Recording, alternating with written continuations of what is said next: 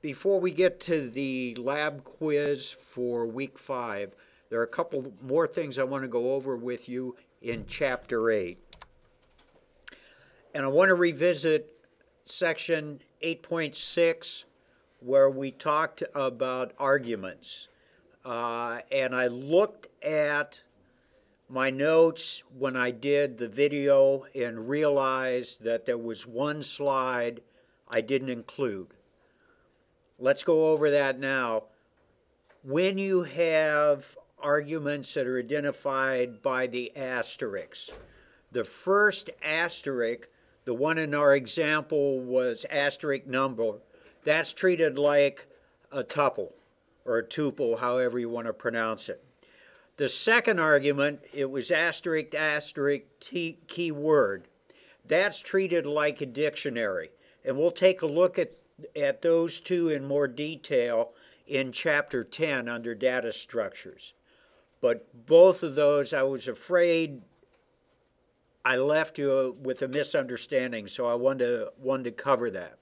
So again, the first asterisk is always in Python treated as a tuple. The second double asterisk is always treated as a dictionary. And if you're sitting there going, all right, I'm totally lost, don't worry, we'll get you more confused. No, we'll clean it up in chapter 10. There were two blocks in section 8 that we didn't finish, and I want to look at those real quick this morning. First of all is a return statement. Return's a key word, and we can use it in two different ways. First of all, it can be a breakout from a function. You might be thinking, wait a minute, we already looked at break in an earlier chapter, so if return is a way to break out, why would we want to use that instead of the word break? Anybody have an idea? You don't want the function to end? Not quite. Does return you to the beginning? Close. Returns the value of the variable, I think. Well, it can return the value of a variable. Okay. What happens when we use the keyword break? It breaks you out of the loop and doesn't go through any more iterations. It breaks the program, exactly. You stop right there and your script ends. When we use the word return, it breaks us out of the function, but the script continues to run. So two different kind of fine lines between break and return. The other one that someone has already said, it returns a value from the function, is absolutely correct. So let's take a look at the code and analyze it just a bit. Can you see that in the back of the room, or do I need to try and expand it a little? It's good? All right. We've got a quick definition of the function maximum. By the way, there is a keyword that will determine the values of maximum in Python. We'll look at that a little bit later. Here's our quick function. We're determining which attribute A or X. I'm giving you Oracle terms, I'm sorry. We're looking at which one of the variables, X or Y, is greater. In our first if statement, if X is greater, it's going to return the value of X. If X and Y are equal, it's going to return a string that says the numbers are equal. And if Y is greater, it's going to return Y. Take a look at the code. What's unique about this? Look at line 16 and then take a look at our function. One of those Oracle things, one of those Python things that we've talked about before. When we return the variable, we can either return it as a number or return it as a character string. Python doesn't care. When it's returned, the script is run, then the response looks like this. Very, very simple. Returns, one of those keywords you can have in your bag of tricks that you might want to use if you want to stop a function when you've achieved a goal of one of the if-then-else statements within the function. The other section that let's finish section 7 first. Return without a value actually is equivalent to return none. And none is another keyword within Python that's unique in that it has to be capitalized for it to work properly. It represents the total absence of a value. And this is where people get confused at times. None is not 0. None is totally, absolutely nothing. In Oracle, it equates to a null, which means the value is neither plus nor minus, nor does it have any numeric value assigned to it at all. It's a null.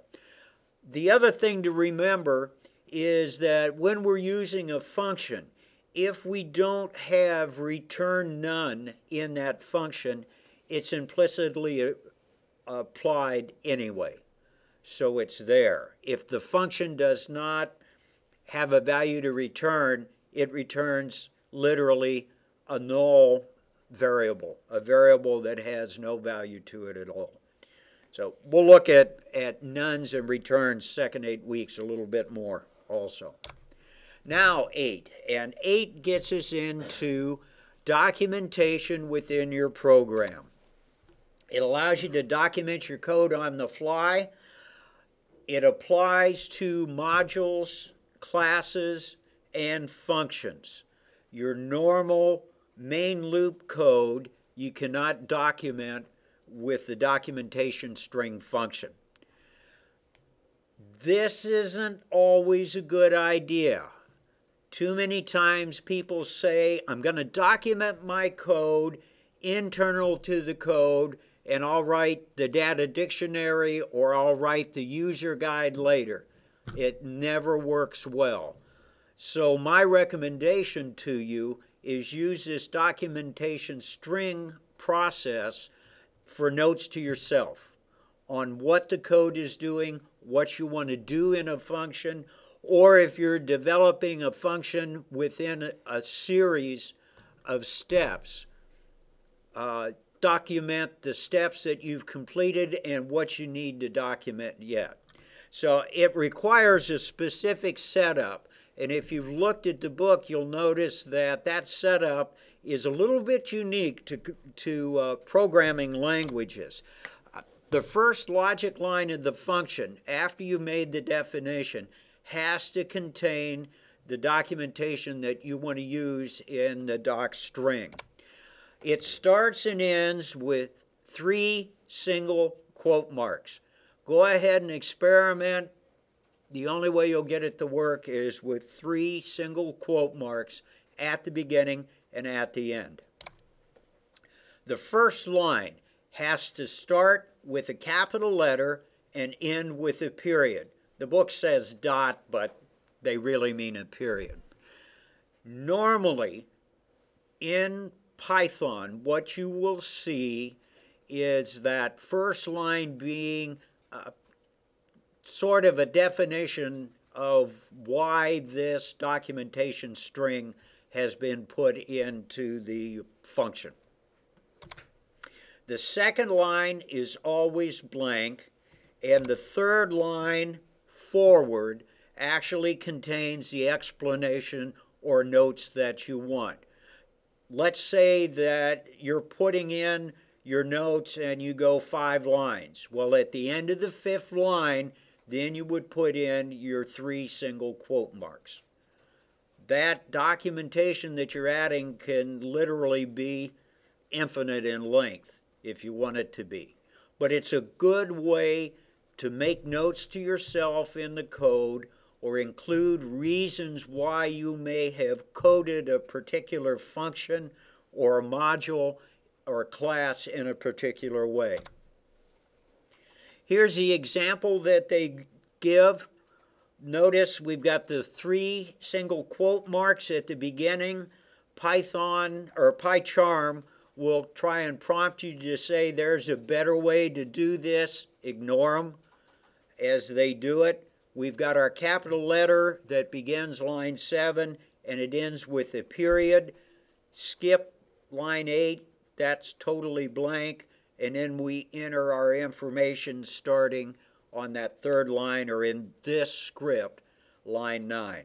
Very easy way to do it. You can see how it's laid out. Very simple function that we're creating. Look at line 21, 22, and 23. 21 actually calls the function and performs the evaluation on X and Y.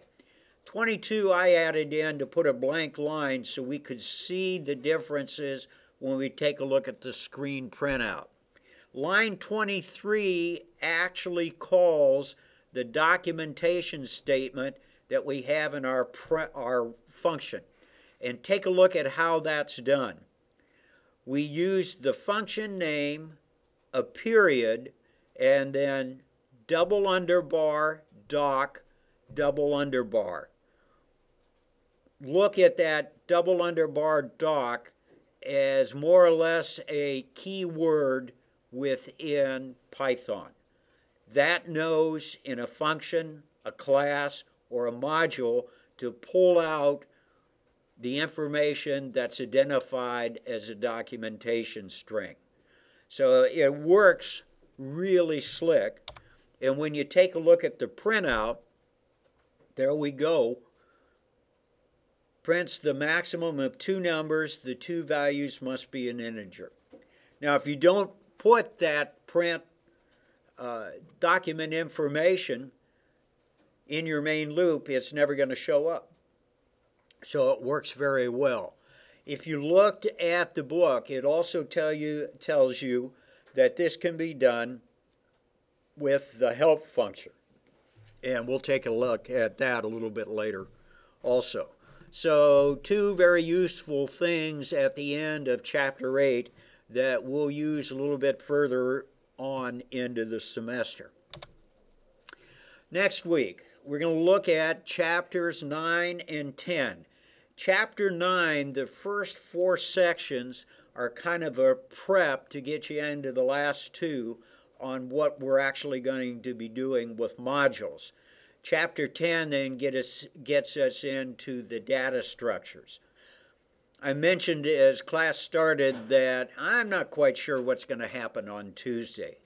So show up, wait for me for 20 minutes. If I'm not here at 20 after 11, please feel free to leave, and we'll start everything on Chapter 9 on Thursday. So I've got my fingers crossed. Plus, we've got bad weather coming in all next week, so this ought to be exciting. If you're a betting person, you could not show up Tuesday and then see if I show up or not. Might be interesting. We'll see. Lab assignment for today. Yeah, I don't think that would be a good bet. Good call. Your lab assignment for today, I'll give you in just a second.